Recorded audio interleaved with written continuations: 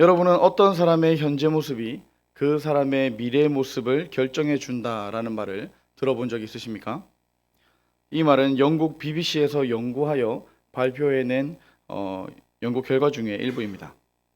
이보다 먼저 인도의 작가이며 외교관으로 일하는 비카스 스와르프라는 사람이 자신의 소설을 하나 썼는데요. 그 소설의 내용이 이 주제로 쓰여진 소설이었습니다.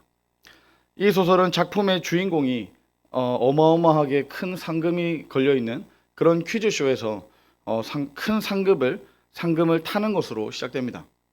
그러나 이 퀴즈쇼를 기획한 이들은 그가 조작이나 속임수를 썼을 것이라며 그 상급의 주인공을 납치하게 됩니다. 주인공을 납치하여 협박도 하고 고문도 해봤지만 그 어떤 조작이나 속임수는 없었다는 겁니다.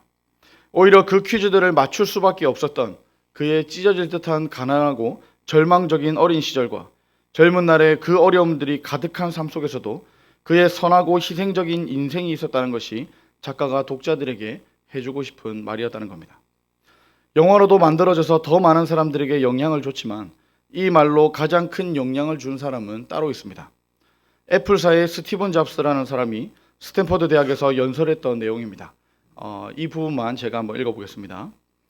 내가 하루하루 경험하는 일들이 작은 점이 되어 찍히고 지금은 보이지 않지만 뒤돌아서서 바라보면 하나의 선을 이루어 지금 내가 서 있는 곳까지 이끌어 간다라는 말이었습니다.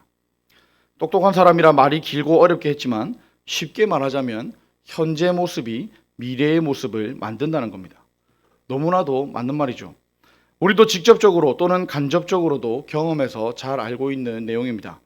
현재 내가 어떻게 살아가고 있느냐를 보면 미래의 내 모습이 어떻게 될지 또 미래의 나는 어떻게 살아갈 수 있을지 예상할 수가 있다는 겁니다. 현재의 모습이 미래의 모습을 만든다는 말이 맞다면 그와 반대로도 같을 겁니다. 실제로도 그렇죠. 미래의 모습 중에서도 어떤 모습을 마음에 그리냐에 따라서 현재의 모습이 달라질 거라는 겁니다. 새벽에 또는 아침에 가졌던 마음이 그날의 행동과 생각의 품격을 결정합니다. 면접을 보러 가는 사람의 마음가짐은 평소와는 완전히 다를 겁니다. 그리고 처음 출근하는 사람의 마음과 사표를 들고 마지막 출근하려는 사람의 마음은 전혀 다를 수밖에 없습니다. 조금 더 길게 내다봐서 자기의 미래 모습을 뚜렷하게 가지고 있지 않는 사람들은 하루하루를 흐릿하고 무력하게 방향 없이 목표도 없이 그저 그렇게 살아갑니다. 미래에 대한 생각이 없기 때문일 겁니다. 미래에 대한 목표가 없기 때문에 생기는 결과죠. 자신에게 미래가 없다고 느끼는 사람이 자살을 하는 경우가 많다는 연구 결과는 이를 뒷받침해 줍니다. 이처럼 미래에 대한 목표 또는 미래에 대한 소망을 갖는 것은 우리 삶의 방향을 결정하기에 매우 중요합니다. 이것은 우리 믿음의 삶에도 그대로 적용할 수가 있습니다. 믿음의 삶은 삶의 분명한 목표를 갖고 사는 미래지향적인 삶이 됩니다. 그리스도인이지만 만약 삶의 목표가 없다면 신앙생활을 잘못하고 있는 것이든지 아니면 신앙생활이 무엇인지도 아직 잘 모르고 있는 상태에 머물러 있을 가능성이 큽니다. 기독교 신앙의 특징은 언제나 강력하고도 확실한 미래관을 가지고 있다는 겁니다. 그 미래관이란 무엇이겠습니까? 예수님께서 언젠가 재림하실 것이고 그때가 최후의 심판이 이루어질 것을 아는 겁니다. 그리고 아는 것에서 그치지 않고 더 나아가 예수님을 믿음으로 구원받은 하나님의 백성들이 완성된 하늘나라에 들어가서 하나님과 함께 영원히 살리라는 것을 믿는 겁니다. 이런 미래관을 강력하고도 확실히 가지고 있다면 이 땅 위에서의 삶을 대하는 자세도 달라질 수밖에 없는 것이죠. 이 땅의 삶에 매이는 것도 아니고 이 땅의 삶이 필요 없기 때문에 그냥 스쳐 지나가는 것도 아니라는 겁니다. 이 땅의 긍정적이고 적극적인 삶은 하나님 나라, 즉 천국의 삶을 준비하는 삶으로 인식하게 된다는 겁니다. 우리는 보통 믿는다는 말을 많이 쓰는데요. 우리는 무엇을 믿고 있습니까? 막연하게 하나님을 믿는다고 해도 틀린 말은 아닙니다만 믿음이 없는 사람들에게 무엇을 믿느냐라는 말에 무엇이라고 설명할 수 있느냐 하는 질문입니다. 이 답은 이 세상이 다라고 생각하는 세상에서 한 걸음 나와서 하나님 나라가 있다는 것을 믿는 겁니다. 무엇을 믿는다고요? 본 적도 없고 보이지도 않는 그 하나님 나라가 있다고 믿는 겁니다. 우리가 하나님을 모를 때는 하나님 나라도 몰랐습니다. 그러나 하나님을 알게 되고 내 인생의 왕으로 모시고 살며 더 나아가 하나님 나라를 소망하며 그 나라에 들어가기 위해 준비하며 사는 겁니다. 이것이 믿는 자의 삶의 모습이라는 겁니다. 그러므로 믿음 생활의 최종 목적은 하나님과 함께 하나님 나라에서 영원히 즐겁게 사는 것이죠. 다시는 사망도 없고 애통하는 것이나 눈물을 흘리는 것이나 아픈 것이 다시는 있지 않는 나라에서 영원히 하나님과 함께 영원히 즐겁게 영원히 기쁨으로 사는 것을 말하는 겁니다. 그렇다고 해서 이 땅의 삶은 이 땅 위의 삶을 무시하고 죽고 난 다음의 세상에서 영생 복락을 누리는 게 아니라는 것이죠. 죽음 후만 생각하고 이 땅에서는 아무렇게나 사는 것은 믿음의 삶이 아니라는 겁니다. 현재 살아가고 있는 이 세상에서도 하나님을 믿음으로 하나님의 것을 내 것처럼 누리면서 살아가는 것이 믿음의 삶입니다. 하나님의 것, 즉 하나님의 사랑, 하나님의 의, 하나님의 능력, 하나님의 복, 하나님의 생명, 하나님의 지혜 등 값지고 존귀한 것을 하나님께로부터 받아 누리면서 살아가는 것이 믿음의 삶이라는 겁니다. 그렇다면 우리가 어떻게 하나님의 것을 누릴 수가 있을까요? 어떻게 하면 하나님의 그 풍성하심을 우리가 우리 것처럼 누릴 수가 있겠습니까? 그 답은 정말 아주 간단합니다. 구약 성경에서 그토록 반복해서 마음과 뜻과 정성을 다해 하나님을 사랑하라 한 그것을 지키며 사는 겁니다. 하나님을 우리의 삶의 왕으로 모시고 하나님의 말씀에 순종하며 사는 겁니다. 이것을 다른 말로 하자면 하나님과 함께하는 것입니다. 주어에 주의하셔야 됩니다. 임마누엘 하나님은 언제나 항상 늘 우리와 함께 계십니다. 심지어 구원받은 우리는 예수님을 우리 마음속으로 영접했기에 우리 속에 들어와 계십니다. 그러나 죄악된 본성으로 인해서 의도적으로 하나님을 멀리하려는 사람이 함께 하시는 하나님과 함께 하지 않으려 하기 때문에 문제가 된다는 겁니다. 그러나 우리가 본성을 거슬러서 하나님을 사랑하여 하나님과 함께 한다면 하나님께서는 우리를 도와주시고 하나님의 것을 우리 것처럼 누릴 수가 있게 된다는 말씀입니다. 그러니 하나님의 도우심을 기대하신다면 또 하나님의 것을 이 땅에서 누리고 싶다면 어떻게 해야겠습니까? 첫 번째, 죄악된 본성을 거슬러서, 두 번째, 하나님을 사랑하여, 세 번째, 하나님과 함께하는 겁니다. 여기까지 따라오셨다면 이제 오늘 본문을 받을 준비가 다 된 겁니다. 오늘 본문은 지금까지 내용을 바탕으로 해서 죄를 짓지 않거나 우리가 지은 죄를 죄 용서받는 정도에서 한 걸음 더 나아갑니다. 그리고 어떻게 하라고 합니까? 오늘 제목이기도 하죠. 거룩하라고 말씀합니다. 데살로니가전서 4장 7절과 8절에서는 이렇게 말씀했습니다. 하나님이 우리를 부르심은 부정하게 하심이 아니요 거룩하게 하심이니 그러므로 저버리는 자는 사람을 저버림이 아니요 너희에게 그의 성령을 주신 하나님을 저버림이니라. 하나님께서 우리를 부르심은 우리를 거룩하게 만들기 위해서라는 겁니다.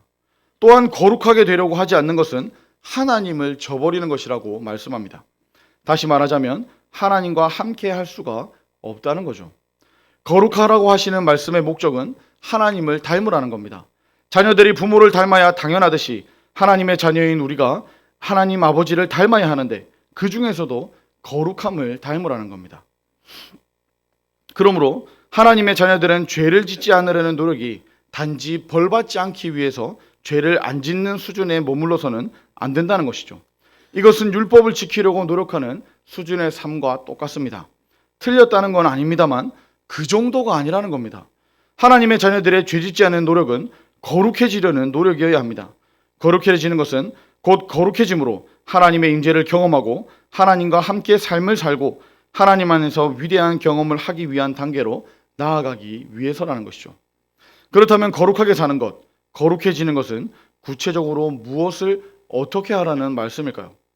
먼저 거룩해진다는 것은 하나님을 위해 구별된 삶을 살아가는 것을 말합니다.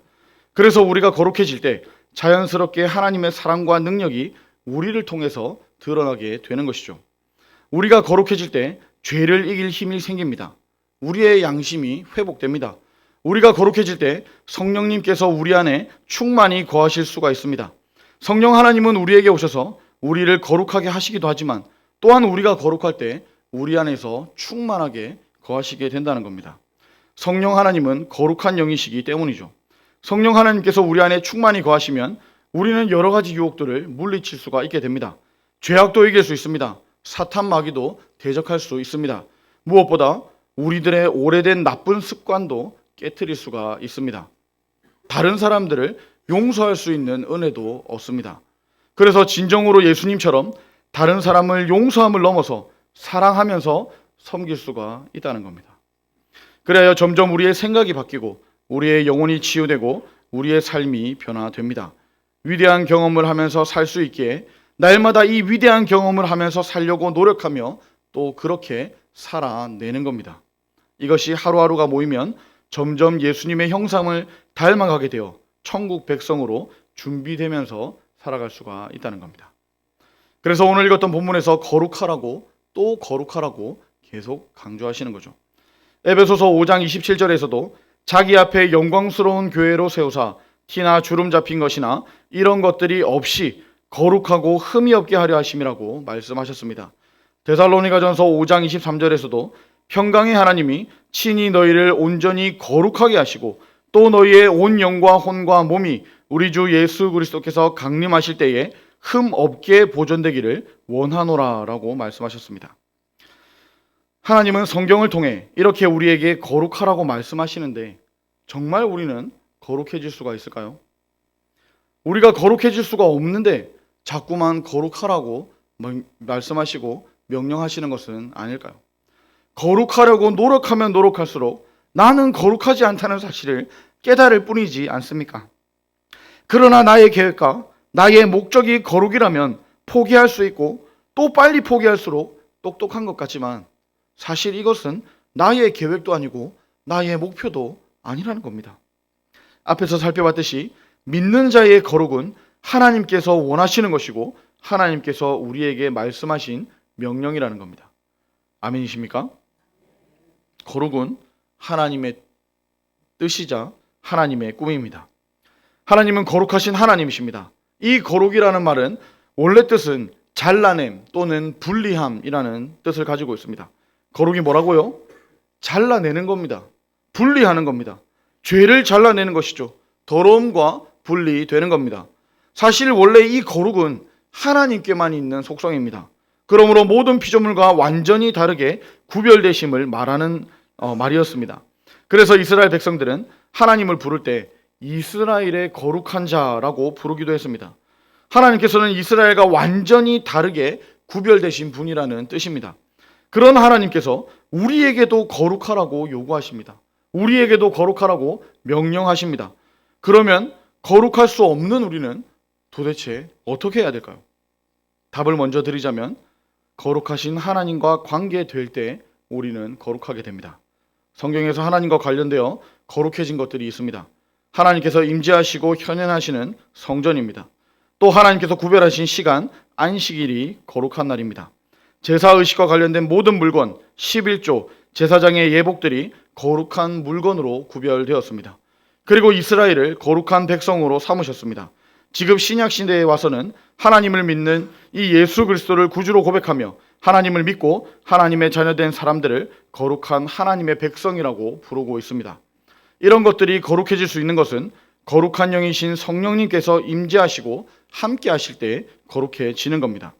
그러므로 주일날 성전에 나와 하나님께 예배드리는 것은 거룩한 삶을 사는데 매우 중요한 일입니다. 주일날 하나님께 예배를 드리지 않으면서 세상에서 거룩하게 살 수 있다고 생각하는 것은 아주 위험한 일입니다. 하나님께 예배드리는 것을 소홀히 여기면서 나는 거룩한 백성이다 라고 생각하고 나는 거룩한 그리스도인이다 라고 말하며 살아간다면 큰 착각입니다. 주일 예배를 통해서 정결하게 되고 새롭게 되어야 합니다. 주일은 안식과 회복과 재창조가 일어나는 날이기 때문입니다. 우리는 스스로 하나님과 교제할 만큼 깨끗한 사람이 아닙니다. 하나님께 다가갈 만큼 깨끗해질 수도 없는 사람입니다. 그런 우리를 위해 하나님의 아들 예수님의 보배로운 피가 우리를 죄로부터 깨끗이 씻어 주셨다는 겁니다. 이 사실을 믿고 십자가의 공로를 의지하여 죄를 고백하면 깨끗이 죄를 용서받고 정결하게 된다는 겁니다. 이것이 복음이죠. 우리 스스로 정결하고 거룩하여 하나님 앞에 설 수 있는 사람은 단 한 사람도 없습니다. 전도하다 보면 나중에 죄를 안 짓게 되면 그때 나오겠다는 사람들이 있죠. 술이나 담배나 친구나 여러 가지 이야기들을 하면서 그것을 멀리하게 되면 교회를 다니겠다 하는 사람들이 있습니다. 자기를 돌아보니 자기 삶이 하나님 앞에 부끄러워서 교회를 더 이상 못 다니겠다 하며 교회를 떠나는 사람도 있죠. 그러나 이런 말과 일은 그 순서를 잘 몰라서 그렇습니다. 그 순서가 바뀐 겁니다.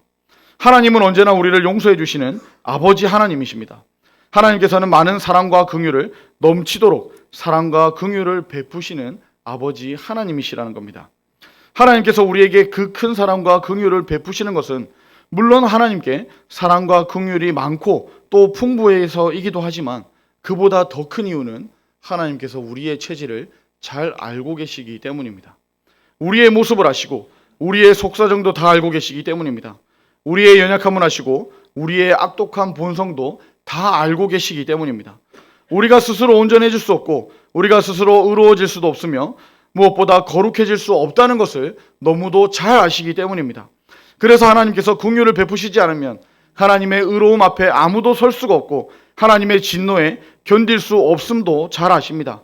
하나님께서 긍휼히 여겨주시지 않으면 용서받을 길이 없고 우리의 그 어떤 고행이나 노력이나 대가를 지불해도 죄를 용서받을 수 없음을 잘 알고 계시기 때문입니다.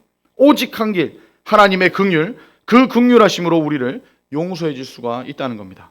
그 긍휼은 하나님의 아들 예수님께서 우리를 위해 십자가 위에서 죄값을 대신 치르심으로 우리는 비로소 거룩해질 수 있게 되었다는 거죠. 히브리서 4장 14절부터 16절은 우리에게 이렇게 말씀합니다.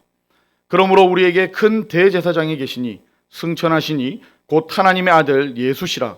우리가 믿는 도리를 굳게 잡을지어다. 우리에게 있는 대제사장은 우리의 연약함을 동정하지 못하시리가 아니오 모든 일에 우리와 똑같이 시험을 받으시니로되 죄는 없으시니라. 그러므로 우리는 긍휼하심을 받고 때를 따라 돕는 은혜를 얻기 위하여 은혜의 보좌 앞에 담대히 나아갈 것이니라. 아멘. 담대히 나아가라. 이 말씀은 염치가 없어도 하나님 앞에 나아가라는 말씀입니다. 뻔뻔하게 하나님 앞에 나아가라는 말씀입니다. 긍휼하심을 받고 용서를 받고 은혜를 받기 위하여 자신의 자격이나 자신의 조건이나 형편이나 자신의 어떠한 준비나 이런 것들 저런 것들을 따지지 말고 하나님 앞에 그저 나아가라는 말씀입니다. 왜냐하면 우리가 담대히 나아가서 만나는 아버지 하나님은 우리를 사랑하시며 우리의 연약함을 책망하지 않으시고 긍휼히 여기시며 은혜를 베푸시는 분이시기 때문입니다.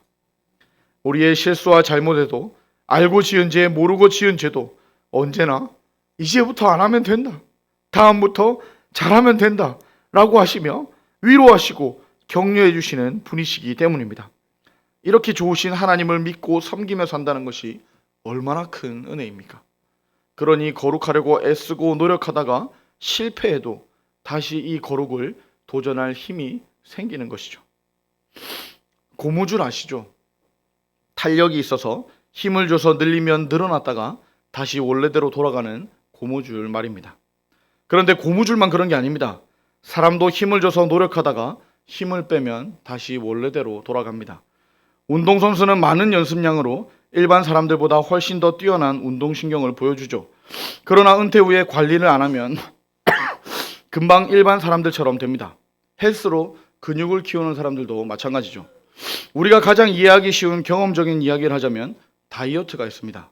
조금만 아차하면 요요가 오죠. 똑같습니다. 늘 깨어서 고무줄이 팽팽하게 유지하는 것처럼 긴장하지 않으면 금방 돌아갑니다. 거룩을 유지하고 또 유지하더라도 조금만 아차하면 곧바로 돌아가서 죄인의 모습과 다르지 않게 살아간다는 겁니다. 그래서 믿음의 삶, 거룩한 삶을 살다가도 죄를 짓고 또 죄를 짓고 또 똑같은 죄를 반복해서 짓게 되는 것입니다. 자신의 신앙에 변화가 없고 성숙이 없는 것 같아서 낙심하는 분들이 계십니까? 괜찮습니다. 그게 정상입니다. 우리의 성화, 즉 우리의 성숙은 평생의 과업이기 때문입니다. 현대인에게 가장 무서운 질병이 하나 있다고 합니다. 그것은 조급병입니다. 이 시대를 살고 있는 사람들은 서서히 성장하는 것을 기다리지 못합니다. 급성장을 좋아합니다. 일반 과정보다 속성 과정을 더 좋아하고 택배도 내일 당장, 그것도 새벽에 와야 좋아합니다. 그러나 그런 것들도 있지만 모든 것이 한순간에 이루어지지는 않죠. 시간이 걸리는 것들이 있습니다. 아기가 태어나서 아직 앉지도 못하는데 당장 뛰기를 원하는 사람이 있다면 그 사람이 이상한 사람이라고 말할 겁니다. 우리의 믿음의 삶이 그렇습니다. 우리의 믿음의 성장이 그렇습니다. 거룩과 영성이 똑같습니다. 정말 한 걸음 한 걸음 내딛는 성장입니다. 온전한 하나님의 사람이 된다는 것, 예수님의 형상을 온전하게 담는 것은 한순간에 이루어지지 않습니다. 거룩한 하나님의 자녀가 되는 것은 한순간에 안 된다는 겁니다. 어떤 버섯은 6시간이면 다 자란다고 합니다. 호박은 다 자라는데 6개월이 걸리죠. 그러나 참나무는 자라려면 6년이 걸립니다. 그러나 멋진 참나무로 다 자라려면 60년이 더 걸린다고 합니다. 이것보다 더 오래 걸리는 게 있습니다. 하나님의 자녀들입니다. 하나님의 자녀들이 다 자라는데 걸리는 시간은 평생입니다. 그러니 조급해서는 안 됩니다. 예수님을 믿는 순간 우리는 거룩한 신분이 되지만 그러나 그 거룩을 완성하는 데는 평생이 걸린다는 것을 꼭 기억하시기를 바랍니다. 거룩에는 지름길이 없습니다. 예수님은 매일매일 기도와 말씀 묵상이라는 거룩한 습관을 가지고 사셨습니다. 구원은 믿음으로 또 은혜로 받지만 거룩은 은혜의 수단인 지속적인 훈련으로 완성된다는 사실을 기억하시기를 바랍니다. 오늘 말씀을 정리하겠습니다. 제가 오늘 전하고 싶었던 하나님의 꿈은 거룩한 백성이었습니다. 거룩한 백성을 나의 비전으로 또 2024년의 목표로 삼으시기를 축복합니다. 그 거룩을 몸소 보여주신 분이 계시죠. 우리 주 그리스도 예수님이십니다. 우리는 예수님의 성품을 나의 인격으로 살기를 원하고 바라고 기도하고 있습니다. 그러기 위해서는 예수님의 거룩한 습관을 닮을 필요가 있습니다. 오늘의 거룩한 모습이 거룩한 내일, 거룩한 미래의 나를 만든다는 것을 기억하시고 거룩을 연습하고 훈련하시기를 축복합니다. 마지막으로 거룩을 실패하셔도 괜찮습니다. 얼마든지 실패하셔도 괜찮지만 낙심하거나 좌절하는 것은 안 됩니다. 거룩은 내가 할 수 있고 내가 해낼 수 있는 그런 영역이 아니기 때문입니다. 조급해하거나 서두르지 마시고 천천히 넘어지더라도 다시 일어나서 또 한 걸음 내딛으면 됩니다. 믿음을 포기하지 마시고 거룩을 포기하지 마시고 더 거룩해질 날을 기대하며 또 한 걸음 내딛으면 됩니다. 그래야 거룩한 백성으로 하나님의 것을 누리며 이 땅에서 살아가는 저와 여러분들이 되기를 축복합니다. 우리 말씀을 기억하며 함께 기도했으면 좋겠습니다. 하나님의 꿈인 거룩한 백성이 되는 것을 나의 비전으로 삼게 하소서 기도합시다. 예수님처럼 살게 하소서 기도합시다. 예수님처럼 기도하게 하시고 예수님처럼 묵상하게 하시고 예수님처럼 하나님을 사랑하게 하시고 예수님처럼 거룩하게 하소서 기도합시다. 이 모든 수고에 열매가 있게 하옵소서 기도합시다. 거룩하게 하소서 기도합시다. 그리고 만약 실패하더라도 낙심하거나 좌절하지 않게 하시고 다시 도전하게 하소서. 이런 기도 제목들로 말씀을 기억하며 주여 한번 부르고 기도하도록 하겠습니다. 주여, 아버지 하나님 감사합니다. 우리에게 믿음을 주셨을 뿐만 아니라 이 믿음으로 살아가게 하시니 감사합니다. 이 믿음으로 우리가 하루하루를 거룩을 연습하며 거룩을 훈련하며 거룩한 자가 되기 위하여 오늘도 말씀으로 또한 기도로 우리가 찬송으로 나아가게 하심도 감사합니다. 하나님, 이 수고의 열매가 있기를 원합니다. 예수님 닮은 거룩한 자들 되게 하여 주시옵소서. 아버지, 우리의 삶이 정말 하나님 보시기에 거룩한 삶이 되기를 원합니다. 거룩한 아버지 하나님을 닮은 거룩한 백성들, 거룩한 자녀들 되기를 원합니다. 세상과 구별되고 믿지 않는 자들과 구별되고 죄와 분리되고 아버지 더러운 것들과 분리되는 그런 저희들 되게 하여 주시옵소서. 이 거룩을 힘으로 삼고 우리가 살게 하여 주시옵소서. 이래 우리의 믿음이 필요합니다. 더 큰 믿음을 허락하여 주시고 이 거룩을 유지할 수 있도록 우리를 붙잡아 주시옵소서. 아버지, 우리는 때로는 실패합니다. 아니, 우리는 더욱더 많이 실패합니다. 어쩌면 매일매일 실패합니다. 어쩌면 매 순간 실패합니다. 내가 돌아서면 또 후회하고 포기하고 또 낙심하고 또 좌절하기도 합니다. 하지만 하나님, 그런 우리를 용서해 주시고 긍휼히 여기시고 다시 한번 힘을 주시고 거룩을 나눠주시고 거룩을 전달해 주시는 하나님, 그 힘을 입어서 우리가 거룩을 다시 한번 도전하고 다시 한번 연습하고 다시 한번 훈련할 수 있도록 도와주시옵소서. 그래서 오늘보다 내일 더 낫게 하여 주시고 오늘보다 우리의 미래가 더욱더 거룩한 사람들 될 수 있도록 도와주시옵소서. 그래서 내가 거룩하니 너희도 거룩할지어다 명령하신 하나님 앞에 우리도 이 거룩을 위하여 힘쓰고 애쓰고 또 우리가 넘어지더라도 다시 일어나서 우리가 다시 한번 더 발을 내딛는다고 그렇게 고백하며 살아갈 수 있도록 도와주시옵소서. 우리의 거룩의 삶에 우리의 힘으로 되지 않사오니 하나님 능력 주시고 하나님으로 충만케 하여 주셔서 그것으로 우리가 살아가게 하여 주시옵소서.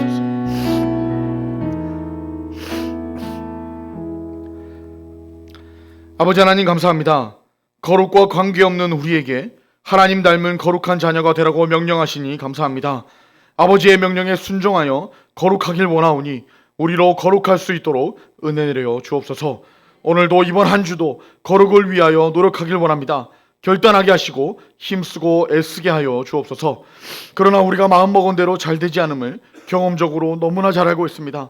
그럴 때라도 우리 스스로에게 또한 가족이나 교회의 형제 자매들에게 실망하지 않게 하여 주옵소서. 오히려 연약한 그들을 끌어안게 하시고 위하여 기도하게 하여 주옵소서. 그리고 지금의 모습으로 평가하지 않게 하시고 언제나 더 거룩해진 모습을 기대하며 바라보게 하여 주시옵소서. 담대하게 거룩을 향해 한 걸음 또 한 걸음 걸어가게 하여 주시옵소서. 예수님의 이름으로 기도합니다. 아멘.